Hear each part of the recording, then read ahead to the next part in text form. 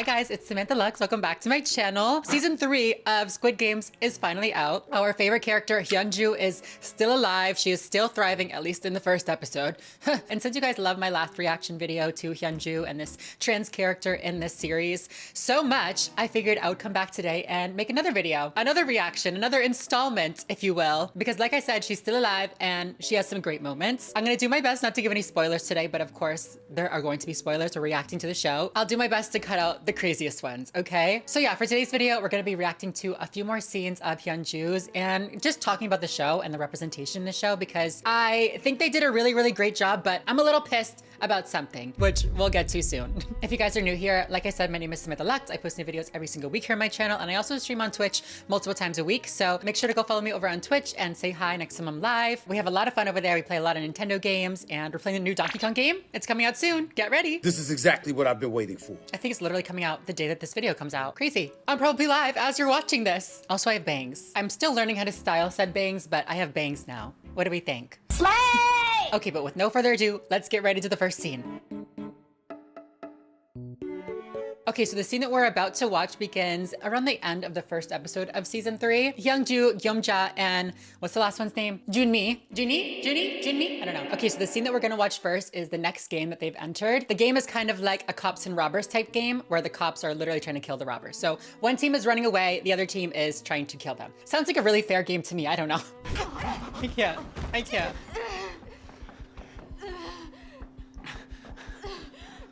Stop. 너 비켜. 난 그냥 저녁만 죽이면 돼. 저 할멈을 내놓던가. I'm gonna cry all over again.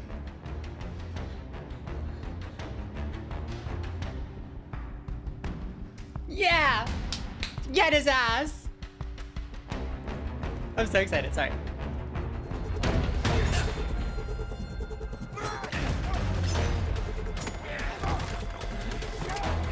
I'm gonna skip forward a little bit. We can't put fighting on YouTube. We can't. Just know that she's beating his ass right now. She's beating his ass really well.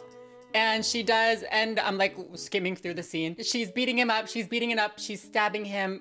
He's dead. As we can see, it's very similar to the first season. Hyunju is like a savior. She's like the hero of, you know, Gyeomja and Juni. If you're unfamiliar with the show, Juni is literally pregnant. She's about to give birth. And as we saw, she broke her little ankle. And Gyeomja is this beautiful, this wonderful elderly woman who went there to protect her son. So Hyunju takes it upon herself to protect them. As we can see, she's not only looking out for them, but she's literally like saving them, saving their lives, right? And this brings me to the first theme that I really, really love about the Squid Game's representation of Hyunju. She's depicted as this character of strength, as really like this warrior who is saving these more vulnerable characters, which heavily contrasts to representation of trans people in older films where, you know, more often than not, trans people are weak and they're seen as victims. Like literally in one of the most famous movies about a trans person, Boys Don't Cry, the trans guy is literally murdered at the end, which I understand it helps people build empathy and it builds sympathy for the trans community, but seeing a trans person always portrayed as the victim or as weak, it gets tiring after a while, you know? And we're not these weak people. We're not these people who have lives of victimhood. We're just like everybody else, you know what I mean? We're just as capable of being strong and warrior-like people as anybody else. Like even more popular shows like Euphoria, like in the first episode,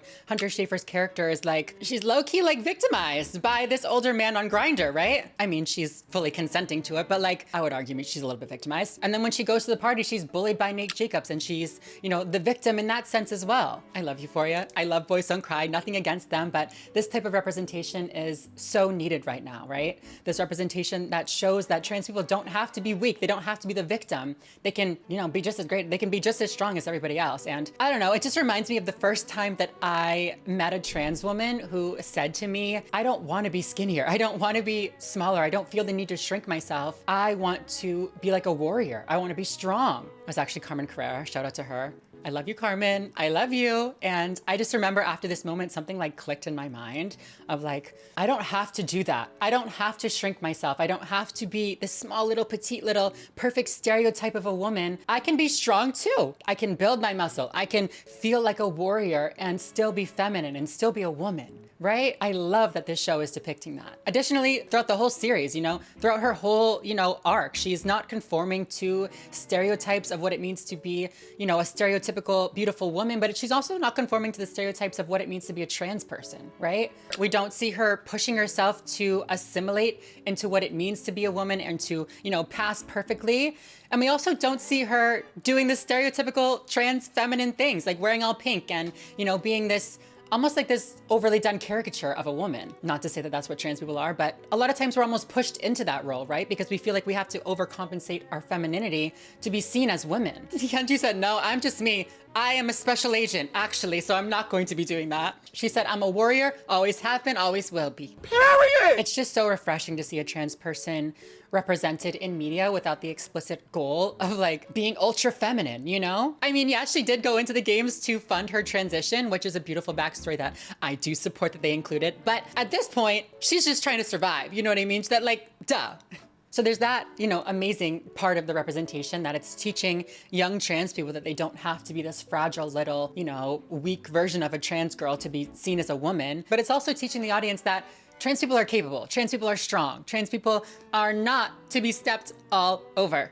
Period. The craziest part to me too is that we think back to when this character first came out and the season 2 first came out, there was so much controversy surrounding the character because the actor isn't a trans person, right? But honestly, with like a storyline like this and with representation like this and acting like this, I'm kind of like, does it matter?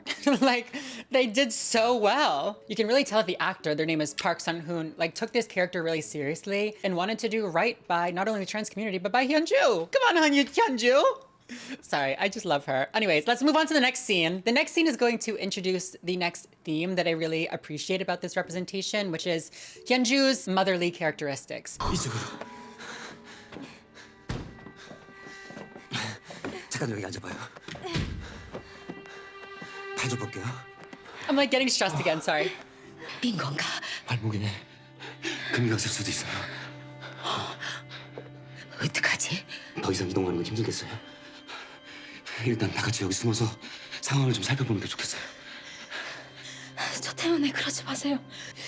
저 혼자 숨어 있을 테니까 다들 나가서 출구 찾아보세요. 내가 여기 같이 있을게. 현주 씨라도 가. 여지껏 우리 데리고 I'm 다닌다고 gonna cry again, sorry. 힘들었을 텐데.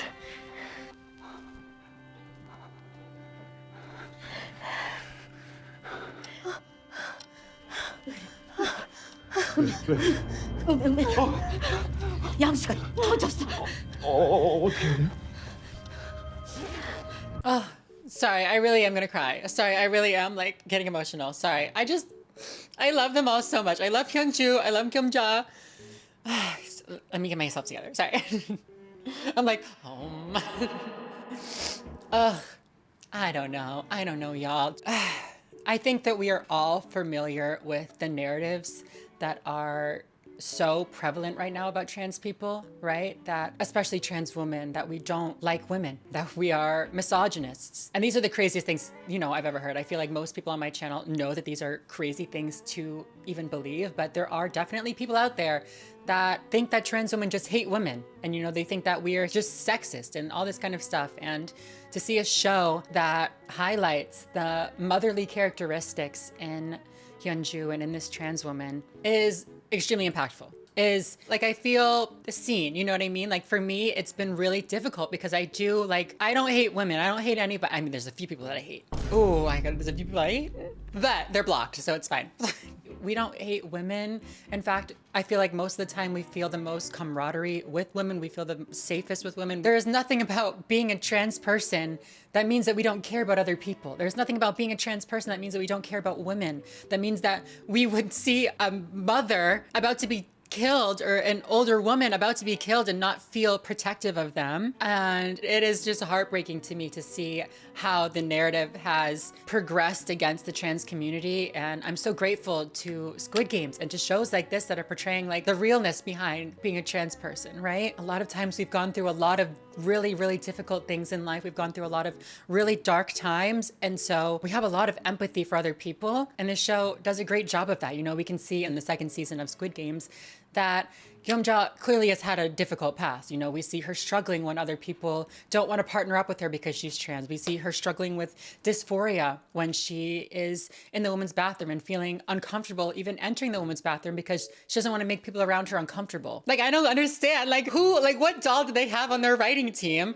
to nail all of these things? I don't know, but they really did nail it. And like, to me, Hyunju is not only a great representation of a trans person, but she's like a great inspiration for me as a trans person, you know? Somebody that is never afraid of what's around the corner, like literally. Somebody who is unapologetically themselves and will literally risk their life and will risk their future for the betterment of other people and safety of more vulnerable people. To see her portrayed as motherly and caring, you know, in the next part of this scene, she holds the baby and she helps Jinmi literally give birth. I don't know, I feel like maybe I'm a little bit of a broken record, but it just perfectly contrasts with the representation that we've seen for decades, right? That trans people are cold and villainous, like the representation in Silence of the Lambs or whatever it is, where the trans person is literally psychotic and like a killer. Like, that matters. The way that people are represented in media matters, especially when it's a group like the trans community that not a lot of people know a trans person. I think it's literally less than 30% of people have ever met a trans person. So they're getting their first information from movies, from TV shows, from